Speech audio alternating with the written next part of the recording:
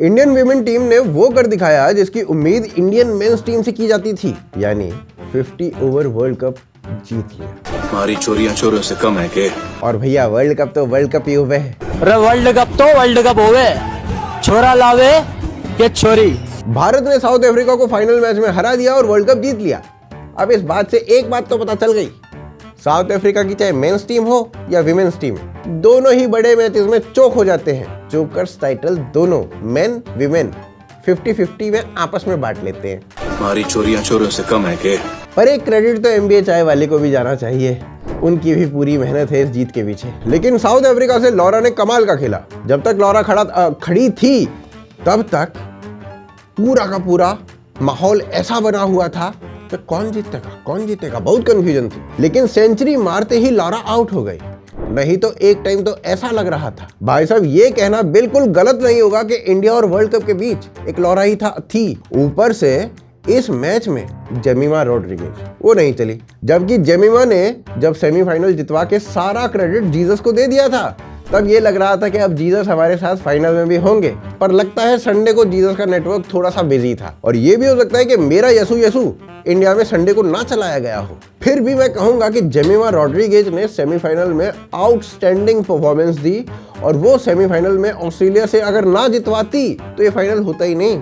Meanwhile general category के ब्राह्मण DNA ने बैटिंग और बॉलिंग दोनों में ही डोमिनेट कर लिया। जीत के बाद कौर इंडियन विनिंग कैप्टन्स की लिस्ट में शामिल हो गई। भाई साहब वर्ल्ड कप जीतने के बाद ये मीम रियल हो चुका है। आज हम लोग इतना अपने आप को सेफ्टी महसूस कर रहे हैं कि हम लोग पुरुष के ऊपर हम लोग चढ़ के बात करते हैं। अबे तुम ऐसे हो। मैच देखने के लिए जय शाह ने रोहित शर्मा को भी बुलाया था कि रोहित भाई साहब को भी पता चले कि 50 ओवर का वर्ल्ड कप जीत के कैसा लगता है। अब विमेन टीम को वर्ल्ड कप जीतते देखने के बाद रोहित ने याद दिलाया जय शाह को कि वनडे टीम का कप्तान अब मैं नहीं हूं, शुभमन गिल है। तुम शुभमन को बुलाओ और इस मैच की रिपीट टेलीकास्ट दिखाओ। फिर भी जब रोहित और कोहली विमेन टीम से मिलने गए तो दोनों को रियलिटी चेक मिला। Reality check.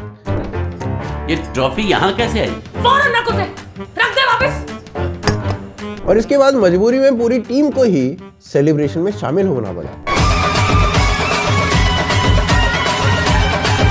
धोनी फैंस ने विमेन टीम की जीत का क्रेडिट भी ना थाला यानी धोनी को ही दे डाला, ऐसा बोल के कि इंडिया 52 रन से जीता है और 5 + 2 = 7, तो 7 थाला फॉर अ रीजन।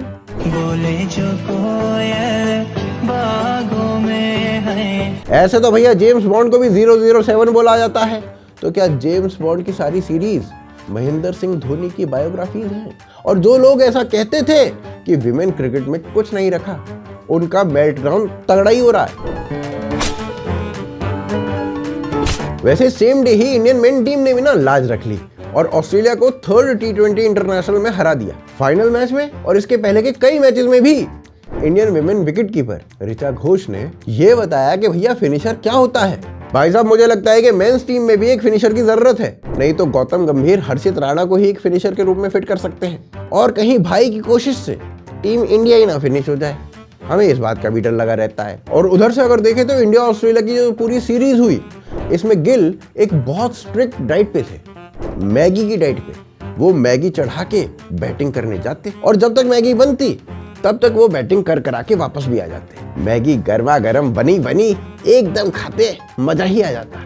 कई बार तो भाई साहब ऐसा भी हुआ कि शुभमन गए और मैगी अभी पूरी बनी तक नहीं, इतने में ही वापस आ गए। और ऊपर से कैमरामैन लगता भैया टिंडर बम्बल का एम्प्लॉय था। गिल जैसे ही शॉट मारता बॉल पे फोकस हट जाता और सारा तेंदुलकर को दिखाने लगता। गजब का कैमरामैन था भाई साहब।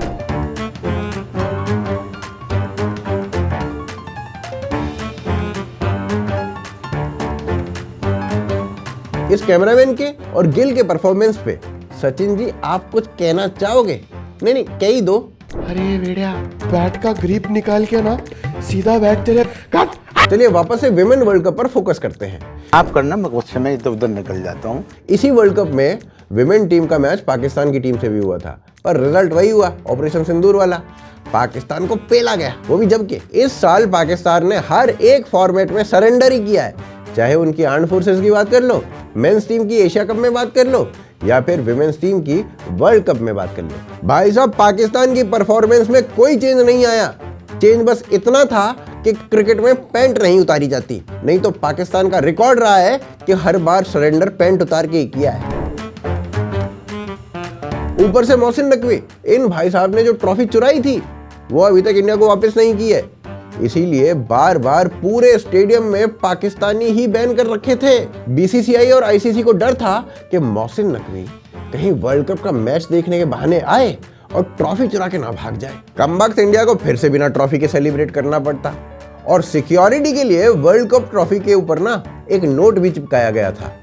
नोट था, इस ट्रॉफी पे पाकिस्तानी डीएनए अगर पाया गया तो तुरंत पाकिस्तान को विदिन 24 आवर्स आईएमएफ का पूरा लोन चुकाना होगा। इसे कहते हैं जैसा मोटा भाई की 2 step security verification.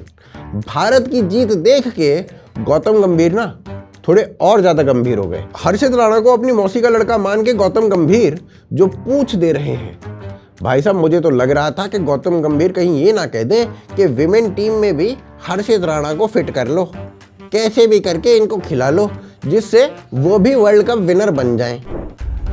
That's simply not possible. Why isn't it possible? It's just not. Why not, you stupid bastard? अब विमेन टीम को एकदम परफेक्ट देख के गौतम गंभीर ने सोचा कि चलिए ऐसा करते हैं कि विमेन टीम का कोच बनने के लिए ट्राई करते हैं। तो भाई साहब ने वहां अप्लाई कर दिया। साथ ही अजीत अगरकर, उन्होंने भी अर्जी डाल दी है कि अब हम दोनों मिलके विमेन टीम को बर्बाद कर देंगे, प्लीज हमें ले लो। अजीत ने कहा कि विमेन अभी जीती है, हमें ले लोगे तो हम जीतने लायक नहीं छोड़ेंगे। विमेन टीम वर्ल्ड कप से पहले महाकाल का दर्शन करने भी गई थी। जयकाल महाकाल विकराल शंभो, जीवन हो या मृत्यु दोनों ही तुम हो। अब ये क्लिप हो गई वायरल, तो हमारे लिबरल्स ने कहा कि अब हम इंडिया की वर्ल्ड कप विन को सेलिब्रेट नहीं करेंगे, विमेंस को भी सेलिब्रेट नहीं करेंगे, बल्कि अब तो हमारे लिबरल्स ना इस जीत को हाई क्लास इंडियंस का लो क्लास साउथ अफ्रीकन पे अत्याचार साबित करने के ऊपर लगे हुए हैं। चलिए एनीवेज, मजाक को एक तरफ रखते हैं और कांग्रेट्स करते हैं इंडियन विमेन टीम को for winning their first ICC world cup. 2005 में, 2017 में, 2025 में उस दरवाजे को तोड़ दिया है इस टीम ने। बस कब मोहसिन नकवी से दूर रखना भाई साहब, बहन जी। और यहाँ पे ना एक शाउट आउट देना चाहिए अमोल मजूमदार को भी, जो विमेन्स टीम के कोच हैं। अमोल मजूमदार बेसिकली इंडिया के डोमेस्टिक प्लेयर थे जिन्हें कभी इंडिया खेलने का चांस ही नहीं मिला। उन्होंने 21 साल तक लगातार डोमेस्टिक क्रिकेट खेला और इन 21 सालों में उन्होंने 11,000 से ज्यादा रन बनाए, वो भी ऑलमोस्ट 50 की एवरेज से। उन्हें ना न्यू तेंदुलकर बोला जाता था और फिर भी पता नहीं क्यों वो इंडिया कभी खेल ही नहीं पाए। उनसे कमजोर प्लेयर्स जिनका रिकॉर्ड उनसे बहुत खराब था, जैसे गगन खोड़ा या शिव सुंदर दास, उन सब ने भी इंडिया खेल लिया, मगर अमोल मजूमदार को आज तक कभी पिक ही नहीं किया गया, एक मैच के लिए भी। फिर 2012 में अमोल मजूमदार ने संन्यास ले लिया और अपने आप को एज अ कोच एस्टेब्लिश किया। अक्टूबर 2023 में उन्हें विमेंस टीम का कोच बनाया गया और मात्र 2 सालों में उन्होंने 50 ओवर वर्ल्ड कप जितवा कर दे दिया। इंडियन विमेन टीम की ना ये पहली वर्ल्ड कप विन है। जहां हम महिला क्रिकेटर्स को उनका सम्मान आज की डेट में दे रहे हैं, वहीं पर अमोल मजूमदार को भी उनका क्रेडिट और उनका सम्मान मिलना चाहिए। धन्यवाद।